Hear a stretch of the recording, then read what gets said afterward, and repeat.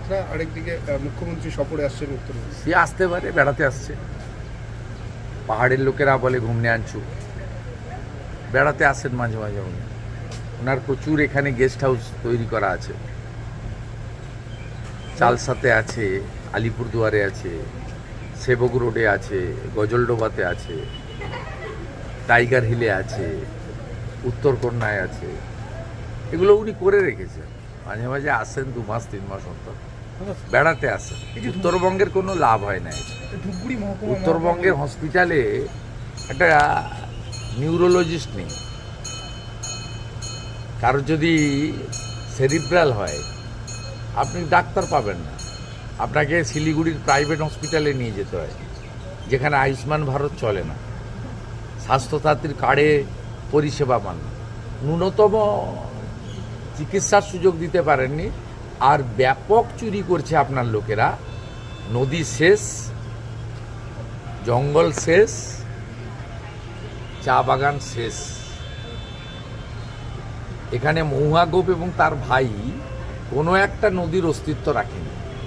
Line দিয়ে বালি তুলছে, লাইন দিয়ে, এবং তার টাকা আপনার ভাইপোর পিয়ের কাছে পৌঁছে যাচ্ছে।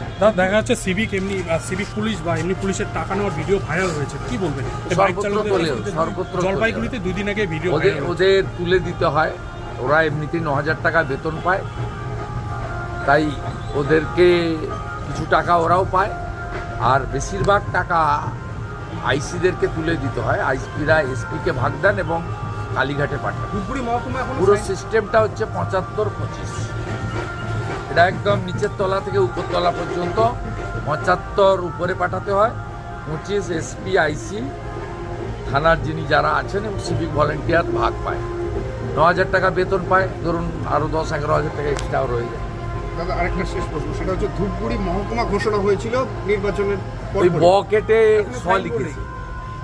হাসপাতালে কোনো আমরা আগেই বলেছিলাম বি লেখা ছিল, ওটাকে সাদা রং করে এস লিখে দিয়েছে। এইখানে পাশে তো ভিডিও ঢপ মেরে বাই ইলেকশন জিতেছিল বলে লোকসভার ভোটে 20,000-এ হেরেছে। এই জায়গাটা হচ্ছে বিজেপির জায়গা। এখানে জয়ন্ত রায় 20,000 লিড পেয়েছে। হাসপাতালে পরিষেবা পাচ্ছে না সাধারণ মানুষ, মহকুমা হাসপাতাল শুধু নাম। তৃণমূল নেতৃত্ব দাবি করছে, আগেই বলেছি উত্তরবঙ্গের প্রতি বঞ্চনা, অবহেলা এতটা মনে হয় এর আগের কোনো আমলে হয়নি। এটা মুখ্যমন্ত্রী করেছেন। একটা নিউরোলজিস্ট নেই। আলিপুরদুয়ার, কোচবিহার, জলপাইগুড়ি, শিলিগুড়িতে কে উত্তরবঙ্গ